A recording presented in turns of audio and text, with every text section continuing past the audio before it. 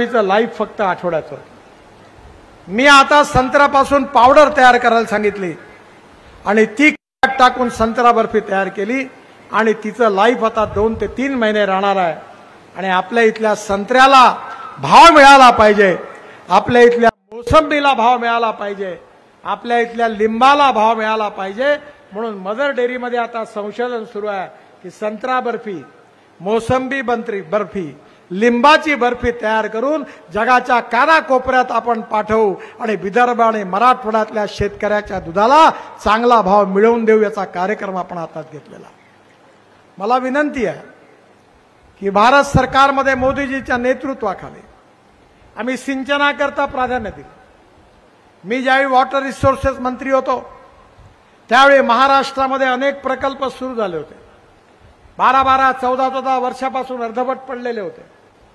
मी त्यावेळी हे प्रकल्प पूर्ण करण्याकरता वॉटर रिसोर्सेस मंत्री म्हणून 6,000 कोटी रुपये दिले. प्रधानमंत्री सिंचाई योजना तयार केली आणि ज्या ठिकाणी प्रकल्प पूर्ण झाले त्यांना पैसे दिले. टेंबूपासून म्हैसाळ हे पश्चिम महाराष्ट्रातले, विदर्भातले, मराठवाड्यातले अनेक प्रकल्प होती, त्याची कामं पूर्ण केली. माझी आपल्या सगळ्यांना विनंती आहे की रस्त्याचं काम करत असताना आपण धोरण स्वीकारलं की धावणाऱ्या पाण्याला चालायला लावा, चालणाऱ्या पाण्याला थांबायला लावा, थांबलेल्या पाण्याला जमिनीला प्यायला लावा. गावातलं पाणी गावात, घरातलं पाणी घरात, शेतातलं पाणी शेतात. पंजाबराव कृषी विद्यापीठात 36 तलाव बांधून दिले. आता परभणीला मी 36 तलाव बांधून दिले. मी अनेक भागामध्ये 1000 अमृत सरोवर बांधली, नद्या नाल्यांचं खोलीकरण केलं. आज नांदेड जिल्ह्यामध्ये नांदेडच्या आसपास भरपूर पाणी आहे, पण पलीकडे नाही आहे पाणी. आणि म्हणून जेव्हा पावसातला पडणारा प्रत्येक थेंब आपण जमिनीत साठवला पाहिजे. तुम्हाला माहिती आहे, आपण नोकरी करतो, पैसे बँकेत जमा करतो आणि रिटायर्ड झाल्यावर आपल्याला प्रॉव्हिडंट फंड मिळतो, डिपॉझिटवर व्याज मिळतं आणि त्याच्यावर आपण आपला उदरनिर्वाह करतो.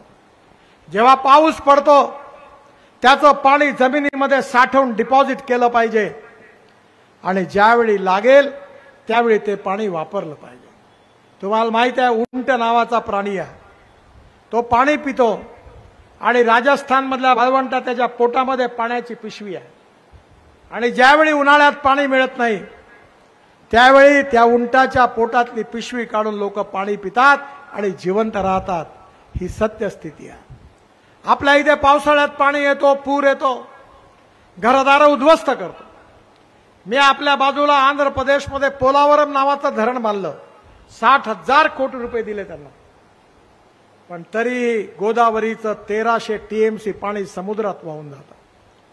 मी जलसंवर्धन मंत्री असताना 23 भांडणं होते राज्यामध्ये. मी 17 भांडणं मिटवली. प्रश्न पाण्याची कमी नाही आहे, पाण्याच्या नियोजनाची कमी आहे. माझं तुम्ही गंभीरतेने ऐका, मी केवळ राजकीय नेता म्हणून नाही सांगत. मला 9 डिलीट्स डॉक्टरेट मिळाल्या, 9, आणि त्यापैकी 4 डॉक्टरेट मला मिळाल्या. त्या मला कृषी विज्ञानाबद्दल मिळाल्या आहेत. डॉक्टर बाबासाहेब आंबेडकर युनिव्हर्सिटी मराठवाडा औरंगाबादची, रामानंद तीर्थ नांदेड, त्याच्यानंतर परभणीची मिळाली, मला घ्यायला जायचं आहे. पंजाबराव कृषी विद्यापीठ अकोला आणि त्याचबरोबर महात्मा ज्योतिबा फुले युनिव्हर्सिटी राहुरी, या 5 महाराष्ट्रातल्या आणि 4 देशातल्या 9 विद्यापीठाची डिलीट मिळाली. मला 7 वर्ल्ड रेकॉर्ड करण्याची संधी मिळाली. पण मी नेहमी नागपूरच्या जनतेला सांगतो की हे श्रेय माझं नाही आहे.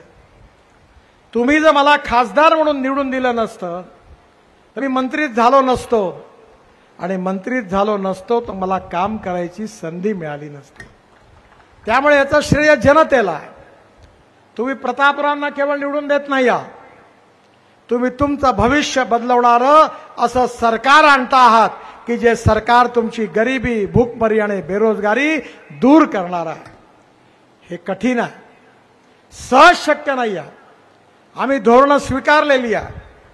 आणि जर उद्योग आणायचे असतील तर वीज पाहिजे, पाणी पाहिजे, रस्ते पाहिजे, दळणवळणाची साधनं पाहिजे, एअरपोर्ट पाहिजे.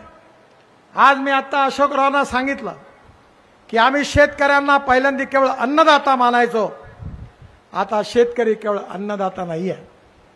गहू, तांदूळ, ज्वारी, मका, बाजरी हे लावून शेतकरी समृद्ध संपन्न नाही होऊ शकत. जर शेतकऱ्याला समृद्ध संपन्न करायचं असेल, गाव गरीब मजदूर शेतकऱ्याचं कल्याण करायचं असेल, तर शेतकऱ्याला अन्नदाता बरोबर ऊर्जादाता बनवलं पाहिजे. तुमच्या तालुक्यात जेवढी वीज लागते तेवढे आम्ही तयार करतो, अशोकराव तयार करतात. शेतकरी वीज तयार करायला लागला, आता अन्नदाताचा ऊर्जादाता झाला आणि आता इंधनदाता झाला. माझ्याकडे नागपूरला टोयोटोची इनोव्हा गाडी आहे. लोकांचा विश्वास बसत नाही. येणाऱ्या काळामध्ये आपण नागपूरला माझ्याकडे किंवा दिल्लीला या, 100% शेतकऱ्यांनी तयार केलेल्या इथेनॉलवर चालणारी गाडी आहे. 60% वीज तयार करते आणि 40% इथेनॉलवर चालते. आणि आपण जर पेट्रोलच्या तुलनेत ॲव्हरेजची तुलना केली तर पेट्रोलचा भाव 25 रुपये लिटर येतो. आपण आता 300 इथेनॉलचे पंप उघडणार आहे. प्रतापराव खासदार बनणार आहे. माझी त्यांना विनंती आहे की नांदेडमधल्या प्रत्येक तालुक्यात 3-3, 4-4 इंडियन ऑइलचे इथेनॉलचे पंप उघडा. आता मारुती सुझुकी, टोयोटो, सगळ्यात hero scooter, motorcycle, Honda, Bajaj, TVS यांच्या सगळ्या स्कूटर आता इथेनॉलवर येणार आहे. 120 रुपयाच्या पेट्रोलच्या ऐवजी 60 रुपयाच्या इथेनॉलवर प्रदूषणापासून मुक्ती मिळणार आहे. आपण 16 लाख कोटी रुपयाचं पेट्रोल डिझेल आयात करतो. हे 16 लाख कोटी रुपये ज्या दिवशी देशातल्या शेतकऱ्याच्या खिशात जातील त्या दिवशी काय होणार आहे. माझी भविष्यवाणी लक्षात ठेवा. त्या दिवशी मुखेडवरून नांदेडमध्ये, औरंगाबादमध्ये, मुंबईमध्ये आणि पुण्यामध्ये गेलेला तरुण पुन्हा गावात वापस येणार आहे. स्मार्ट सिटी नाही, स्मार्ट विलेजेस तयार होणार आहे. गाव गरीब मजदूर शेतकऱ्याचं कल्याण होणार आहे. आणि आता तर मी शेतकऱ्यांना म्हणतो तुम्ही हायड्रोजन तयार करा. आणि हे झालं. माझ्याकडे गाडी आहे, दिल्लीला या, मर्सिडीज पेक्षाही चांगली आहे. तिचं नाव आहे मिराई. मिराई जपानी शब्द आहे. मिराईचा अर्थ आहे फ्युचर, भविष्य. आणि पाण्यापासून हायड्रोजन आपला शेतकरी तयार करेल. तुराट्या, पराठ्या, आपल्या ज्वारीचे तणस असेल, या सगळ्यापासून, सोयाबीनच्या कुटारापासून, पराठ्या तुराट्यापासून हायड्रोजन तयार होणार आहे. हायड्रोजनवर उद्योग चालणार आहे. आपला ट्रॅक्टर चालणार आहे. मी मंत्री आहे ट्रान्सपोर्टचा. मी युरो 6 चे इमिशन नॉर्म तयार केल्यावर लागू करणार होतो. महिंद्रा पासून सगळ्या ट्रॅक्टर कंपनीचे मालक माझ्याकडे आले. मला म्हणाले, साहेब हे लावू नका, युरो 6 इमिशन नॉर्म्स. हे लावलं तर ट्रॅक्टरची किंमत 70-80 हजारांनी वाढेल. म्हटलं लावत नाही.